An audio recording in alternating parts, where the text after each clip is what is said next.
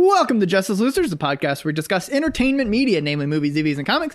I'm your host, Preston, joined as always by my delightful co-host, Matt. Matt, what should people do? Like, subscribe, and check out our Instagram highlights at Just Us Losers Pod. It's where our exciting stuff happens. We'll do a little fan engagement quizzes and ask questions and follow up stuff to episodes. Yep, that's where we always share it to our story, but then we highlight it so that you can see it afterwards. Oh, I guess that's the end of our intro bits. It's now time for news, but the news is the episode. Boy, you're getting all kinds of news today. Oh, so much news. This is nothing but news, and probably some olds too. Yeah, but olds to us, news to you. Maybe so. So here's the thing. We live in this world where we follow everything about entertainment media. And so we follow all of these little minor announcements. Mm-hmm. And we also live in a world where a lot of our friends are very casual moviegoers and stuff. Right. And we want to help our listeners, you guys, be in the know of all the things that are happening in the darker corners of the entertainment industry. Every 3 months, we will have a quarterly JUL news briefing of everything that's kind of developed over the past 3 months. Matt's got his how are you gonna structure this? So this being the first one of these, this is kind of gonna be the baseline episode. I'm gonna go through and I'm gonna list stuff that's coming out. Yep. And what we know about it. Mm-hmm. We're gonna talk about it just a little bit, do really quick, just hit a bunch of things, but kind of get a sense of where the world is at with all this stuff. Maybe you'll learn about some new things that are coming out. We'll have some interesting discussions along the way, but we'll try to keep it brief. Yep. And then at the end, I'm going to go through a handful of things that are coming out in the next 3 months. So before our next news update, and we're going to make some predictions. Okay. So I have 5 movies that I think are the highest profile that are coming out in the next 3 months. Okay. That I think we should talk about. Let's do Godzilla vs. Kong first, because you were super excited about that and you let the world know on Twitter. I did. Go to our Twitter at Justice Losers Pod to see my my thoughts on that. Yep. So this is coming March 31st. HBO Max and theatrical simultaneous release. Just got a trailer. But gonna be bad. It's gonna be why do you say it's gonna be bad? Stupid. Because it's just gonna. It's very coherent. Yes, good. I can't. I'm not. Just go look at my Twitter rant. That covers my opinion on it. Yep. It's literally just. We're gonna do an episode on Godzilla. Yep. At some point, probably soon. We're going to have our friend Harry on, who has done a whole lot of Godzilla. Watched all of them. He's a huge fan, knows a lot about it. I think there's a misunderstanding of what makes Godzilla a good movie. Isn't making Godzilla a good movie when you give King Kong a giant magic axe and let him hit people with it? Yeah, that's totally not in Act 3. Yeah. It's going to be the same reason King of Monsters was not fantastic. Mm-hmm. It's just make a point with the humans, make an actual point with the humans, or let them not be in the movie. Yeah. Do you know how little of a story? You remember Pacific Rim? Yeah. There was so little story with the humans because no one really cared. I haven't seen Pacific Rim. I thought you said. Oh, I said, did you know? Do you know? Yeah. So there's a little bit of a story with the humans. Okay. But for the most part, it's just let's put them in giant robots and make them punch the shit out of some reptiles. Cancel the apocalypse. Yeah, very much. And it's fun. Mm-hmm.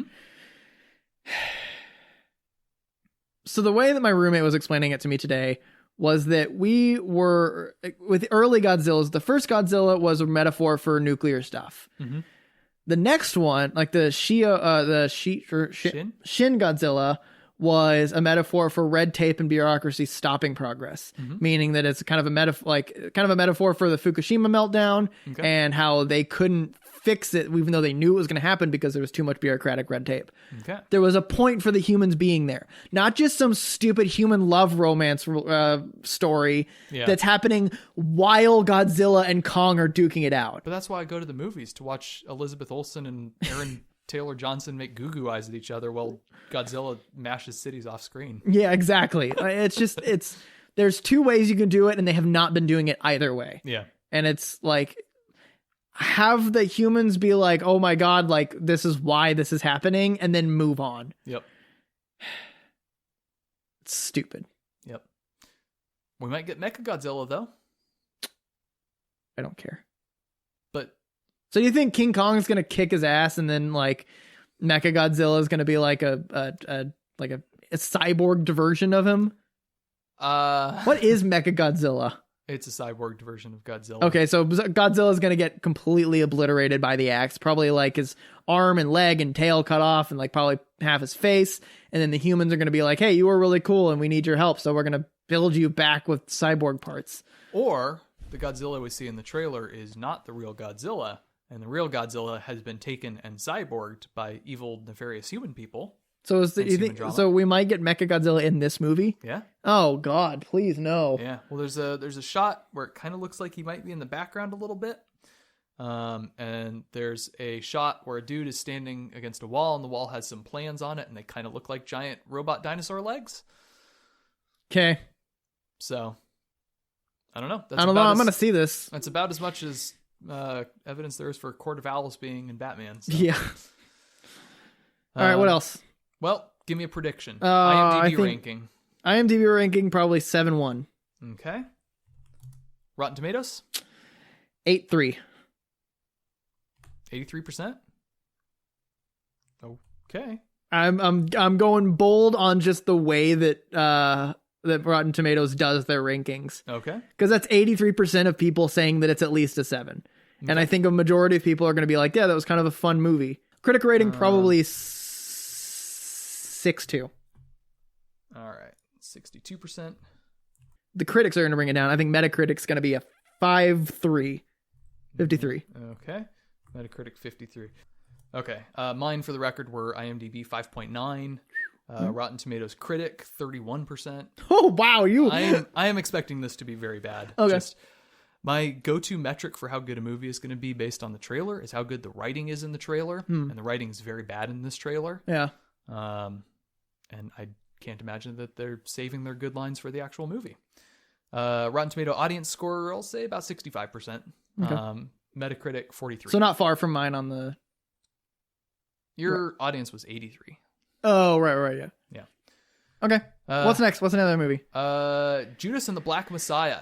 This is more of a drama indie type. This is actually going to be also HBO Max theatrical simultaneous release.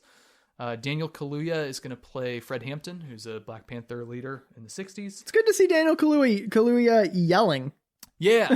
He's usually just so this timid guy. Quiet. Yeah. He's great as more of a not yelly, but I guess a dude with presence in Widows, but he's in that movie for like 3 seconds. Yeah. And it's the best 3 seconds in the movie. Mm-hmm. Anyway, Lakeith Stanfield's going to be in it. He's going to be a guy who's going undercover to try to infiltrate it, if the trailer is to believe. Jesse Plemons is in it and a whole bunch of other people. Yeah, looks good. The trailer looks good. Thoughts? I haven't seen the trailer in a while. Okay. But I'm excited. It looks like it's going to be really intense. Mm-hmm. I think you want my rankings now. I don't really have much else to say about it. Hit with some rankings. So I think IMDb. Mm-hmm. I'm going to put it at an 8.7. All right. I'm going to put critic Rotten Tomatoes at a 7.8. Okay. Flip those numbers. And I'm going to put the audience Rotten Tomatoes at I'm going to put that at 7.8 too. I'm curious to see how well they agree. Hedging your bets a little bit. And then for Metacritic, I'm going to put at a 8.0. 8.0. Okay. All right. I've got IMDb at 7.6. Okay. Rotten Tomatoes critic 89. Rotten Tomatoes audience 83. Metacritic 86. Okay. Movies about black people get about a 10-point boost on Metacritic. Yeah. It's just a weird phenomenon. Mm-hmm. All right. What's next? Tom and Jerry. Tom and Jerry. This is so stupid. It looks horribly written. It looks dumb. It's unnecessary. I'm going to say IMDb 3.2. All right. Okay. Yeah. I'm going to say critic rotten. God, they tend to be weirdly generous. I'm going to say 5.4. Okay. I'm going to say audience 4.2. Okay. And then I'm going to say Metacritic 5.2. All right. Yeah. So in case you weren't aware this was happening, we're getting a live action Tom and Jerry reboot, except Tom and Jerry are cartoons. Animated. And they've parted ways as friends, and they moved into the city. Yep. And then Jerry moves into a restaurant, and what's her name? Chloe Grace Moretz. Chloe Grace Moretz? Moretz. Gets a job as a chef, is told that there is a mouse problem, which is Jerry. Mm-hmm. And so she's like, I know how to fix this. I'm going to get a cat, and I'm going to let evolution. I keep punching my mic. Mm-hmm. Evolution, run its course or whatever. And shenanigans ensue. So she gets Tom, and oh no, it's Tom and Jerry again. Classic and they're doing their stuff, and Tom sends his head into a street light, and then it turns green, and so his eyes turn green. It's very animated. Yep. Shit, like Jerry moves his mouse hole, and she's like, what? Chloe Grace Moretz sits there and reacts to a blank wall. Yep. It's just going to be bad acting altogether. Have you seen the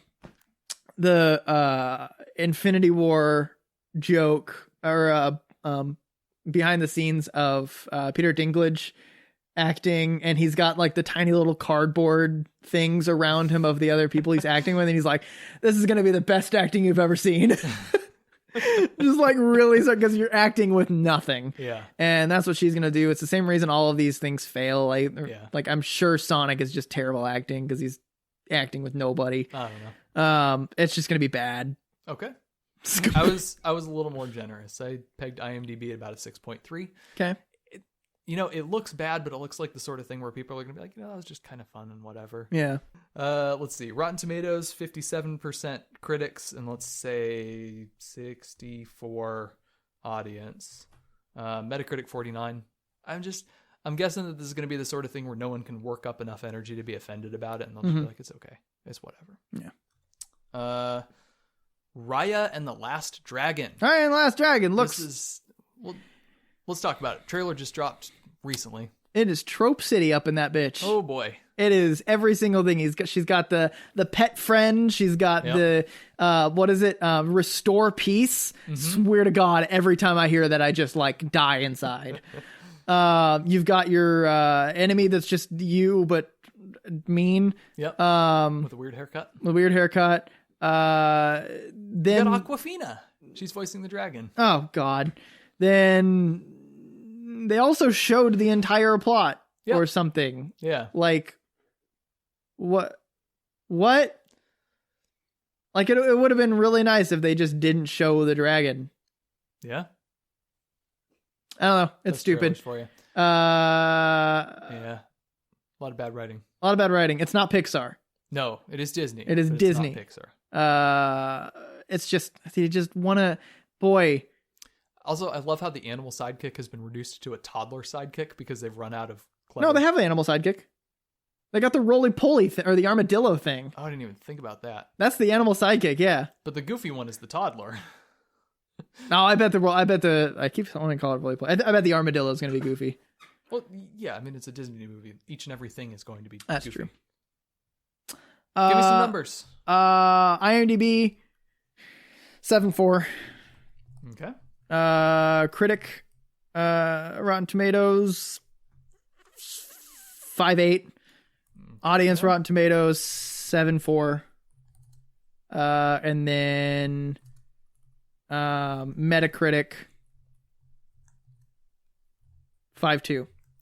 Okay. You've got fairly divergent numbers there. You think the general public will like it?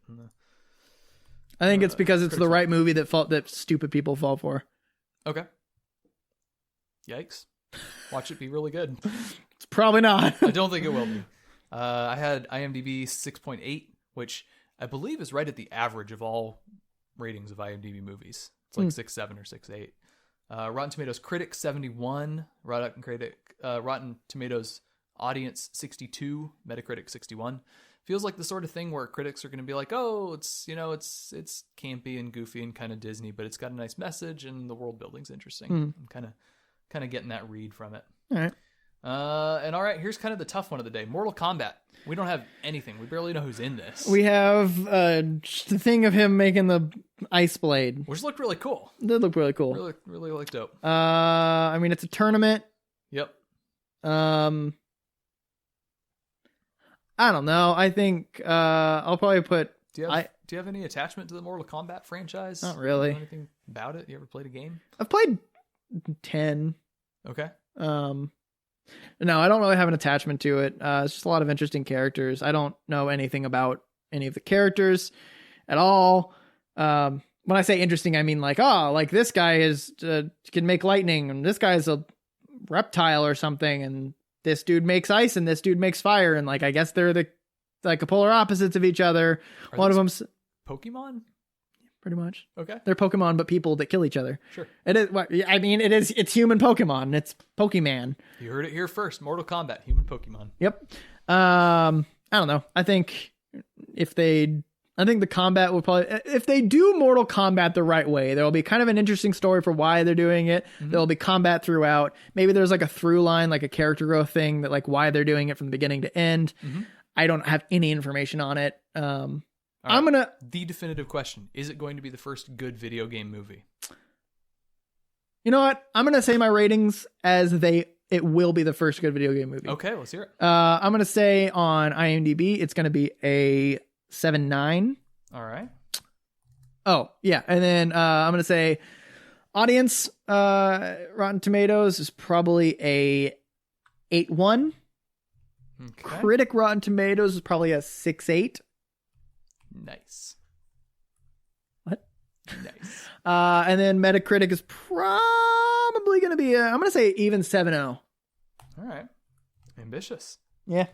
But if it is the first good one, then it'll be good. I'll probably be around it. Yeah. Yeah. I'm kind of figuring it'll be another one of, there's just like, yeah, no, it's a fine video game movie. So IMDb 6.5, Rotten Tomatoes critic 51, Rotten Tomatoes audience 74, Metacritic 47.